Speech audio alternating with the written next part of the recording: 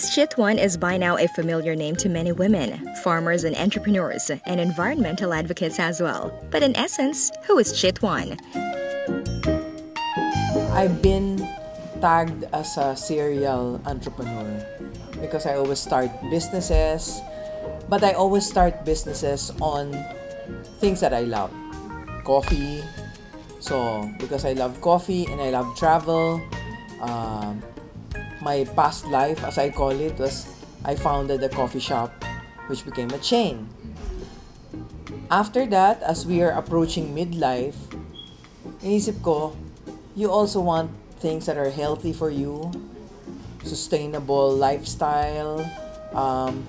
So I co-founded with my friends Echo Store. She is all that and more. Several years back, Chit Juan put up a coffee shop, which eventually became a larger chain whose brand has reached foreign shores. Actually, Chit has never shed her fixation on coffee. And from her own mouth, she says this dates back to her younger days when she was still a student scholar at the University of the Philippines. You know, I think it started when I was in school. I was educated in UP. And therefore, if you're scholar ng bayan, I think it's a way we can give back because the country or the people supported us through school. We're called state scholars. So it's our way of giving back. And somehow in UP, it was instilled in us. The love for country, the nationalism. That's why I cannot understand the people who went to UP and went abroad and never came back. So for me, it's my way of giving back. So why did Chit zero in on coffee and not, say, Philippine cacao or other local crops? Coffee, number one, because I drink it.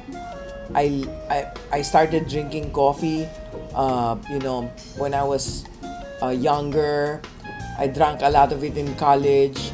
So I think the best business for anyone is something you use, you drink, or you eat. And because she continued to buy local coffee, she interacted with a Filipino coffee farmer and saw his sorry plight. She saw the need to educate the coffee farmer on the very basic of his craft, from sorting out his beans to the right way of processing these coffee beans to market to the end users. She saw that if she didn't do something about the situation, these farmers will remain simply as commodity farmers, nothing more. That's why a lot of them do not encourage their children to take up farming. But if the farmer is taught, market segmentation, it might sound big. All it is to keep some for himself, keep some for his town, and the rest he sells to other people. But other farmers just do it lock, stock, and barrel. So that's what we continue to help farmers with. That information, the education about coffee processing. And that is partly why the sustainable store that sells only organic or natural healthy food and lifestyle store was born. But that is another success story that bears telling here. For now, Chit has other advocacies that she shared with Business and Leisure during our long chat with her at their store. But on the side, of course, I dabble in helping also other women think of their business, and we do that in the Women's Business Council of the Philippines, which I've been heading as president since 2010, and also founding the International Women's Coffee Alliance Philippine chapter. We also have another advocacy, which is Women in Boards, or the Women Corporate Directors. It is interesting to note that Chit's advocacies center on putting Philippine coffee on the international map, saving the environment, helping people make healthy choices, and empowering women. Not just empowering women, but empowering them through business, teaching them the proactive way to become financially independent. She knows whereof she speaks. This brings us to another successful venture of Chit, the Echo Store, which started in 2008. A collaboration of three friends who share the same vision and advocacy. Their first store was in Serendra, and this came about because the three friends realized that the small farmers or producers had no place to bring their limited but specialty products to. These commodities include guava jelly, sun-dried tomatoes, baskets, crab paste, chips, or even lifestyle products. Their only outlet was their town fiesta. So my partners and I were thinking, why don't we help them gain market access to specialty markets? And what are specialty markets? Specialty markets are the people who want to know where the coffee comes from, who want to know who made their guava jelly, what community are they helping by buying the sun-dried tomatoes. So what we did is we provided a store that will provide a showcase or a market access to all these small producers. Now, these small producers have a home at Eco Store where they can showcase their artisanal products and organic produce. It wasn't easy to teach some of them that there is indeed a sustainable market for these products. What we do is we take farmers to our store. Like they're eating a kamote chip and they see the price and they're like, I can do this. But see, in the provinces, what we sell them is fast food. What we sell them are the national brands, and it doesn't give the farmer any chance to be part of the business. But when we show them Eco Store and they see kamote chips, they see taba ng talangka, they see a lot of these products like cassava, taro, that actually grows in their backyard, then they start to understand there are people who are willing to buy it. I mean, I eat this every day and I complain, and here people are buying it for so much. This is only one of the many challenges that the Eco Store founders met in the course of introducing the concept to the Filipino consumers and farmers. That's a very nice question, because when we first started, a lot of people were doubting, like, are you sure you will make money? Like, is there a market for this? But if you go abroad, the global trend now is to have choices for natural products, organic products, products made by artisans, not the big manufacturers. In fact, even coffee shop chains are under threat because people now want to go to independent stores. People want to help the small store owner. The Filipino farmer is wont to setting aside the best of his harvest for his family. He saves the best rice or the best vegetables for his dining table. But Eco Store is educating him to share this with the public, and in doing so, make his farming endeavor more profitable. Because they serve the best rice, they keep the best chickens, they keep the best produce, vegetables for their own use. Because that's what they grew up eating. For example, heirloom rice. Heirloom rice is rice that is planted on the terraces, like Banawe rice terraces, but we don't know how to use it. But I remember going up to Sagada many years ago looking for coffee. They would serve us red rice, and I would say, wow, this rice is so good. Now I'm selling it. Now I'm selling it in Eco. At the same time, we're helping a lot of farming communities because they have very limited production of rice, and some of that they keep for themselves. And so Eco Store has started engaging chefs and cooks to use natural products in their kitchen and using the products of communities who have the products but need help in marketing them. They are teaching them to appreciate heirloom varieties, natural produce used for souring. For instance, like the batuan and the tabon-tabon instead of the store-bought sinigang mix. And to go back to basics, back to the time when cooking was slow and natural. We're not fighting the multinationals. We're giving the people a choice. Because there are people who still want to cook it from scratch, who want to stew something for 4 hours. That's their choice, And this is how our grandmothers used to do it.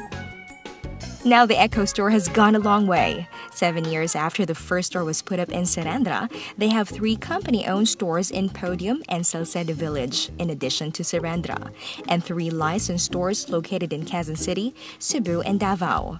The founders are not into franchising, but they do licensing instead. But first of all, if you want to license Eco Store, you have to live the lifestyle. no smoking, no bad habits. You take care of your body, you take care of your lifestyle, because you cannot sell something that you do not practice. And so we take up yoga. We have we take up, we practice what we preach. We walk the talk. For a licensed store, there is a modest fee plus royalties. And for these Echo stores, shares the suppliers, which they have vetted. With the store, the market, and the cafe, it is easy to see that this business is thriving. And because they walk the talk, they have started the Echo Cafe as well. The Echo Cafe showcases the products. For example, you want to taste the sun-dried tomatoes, order our pasta. You want to taste malunggay in a pesto sauce, you order our malunggay pesto. We have malunggay bread. So all the products that you like in our cafe, you can actually buy from the market and bring it home and cook it at home.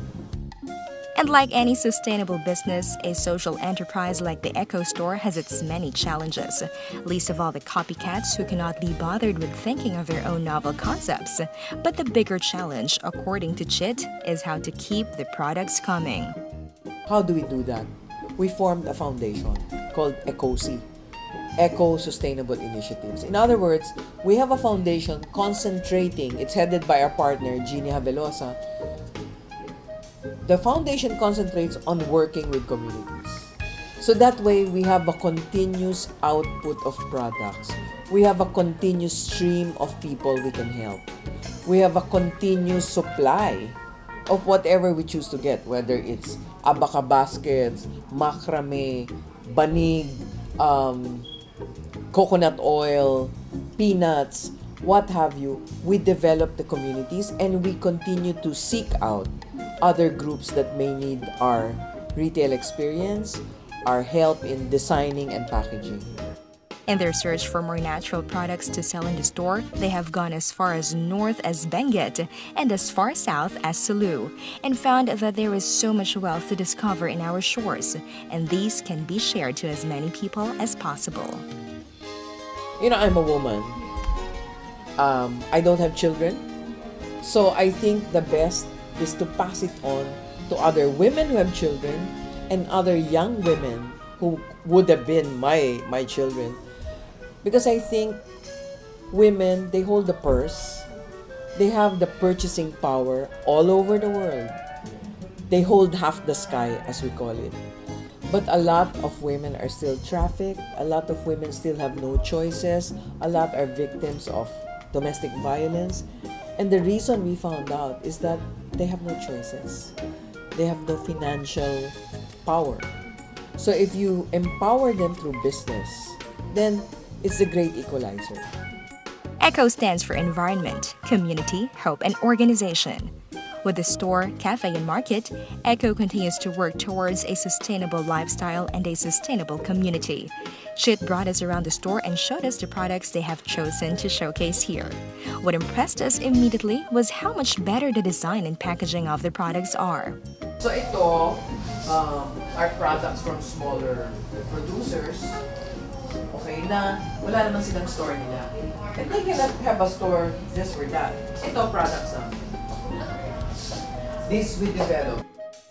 Chit explained that it is not good business practice to rely entirely on suppliers who can leave you for other outlets once they become established, as these producers have no exclusivity arrangements with them. And this is an example of an heirloom product, the Kalinga black rice, which is now exported to Hong Kong. These are biodynamic products from Davao. And these are from the kababaihang masigla ng Nueva Ecija. And for those who like exotic coffee, take note of their civet coffee here. Yung iba mas gusto nila to, yung iba mas gusto nila yung native. So may choice ka, ito mas lifestyle. Our packaging has evidently improved so much, as can be gleaned from the assortment of products here. The variety too is unbelievable, from chili salt to coconut nectar syrup, which boasts of a low glycemic index and can be used for pancakes, to liquor and vinegar. From pure crab paste to products from Family Farm School that teaches young people how to farm. There are peanuts, herbs, tomato jam, sun-dried tomatoes, guava jelly from Bacolod, sardines, healthy noodles, and even lifestyle natural products like shampoo and detergent. To those who are into a healthy lifestyle, the Echo Store offers a full lineup of products that the founders of Echo Store and Cafe have tirelessly sourced. Chit, the indefatigable advocate, has achieved so much success in her various pursuits, and she is not daunted by failures. Never ever give up. Like when people told us in 2008, kikita ba yan? We said, we have a vision. Let's do it. When I was selling coffee, a friend of mine who was in showbiz said, "Titinda ka na lang ng kape ngayon." And then that became a chain. So there will always be detractors, but never give up. And if you fail, just brush your knees and start again. Because for every 3 tries, if you win once, that's good enough. That's good enough for me. So I can tell you about business failures too, and I'm not embarrassed to talk about failures, because if you show me a person who's never failed, that person's probably dead or hasn't been born yet. Having social impact ingrained into one's business is a tough enough act to follow. But to achieve a great measure of success in these business endeavors is an even bigger act that warrants emulation. You've just met Miss Chit Juan, a proud Pinoy entrepreneur.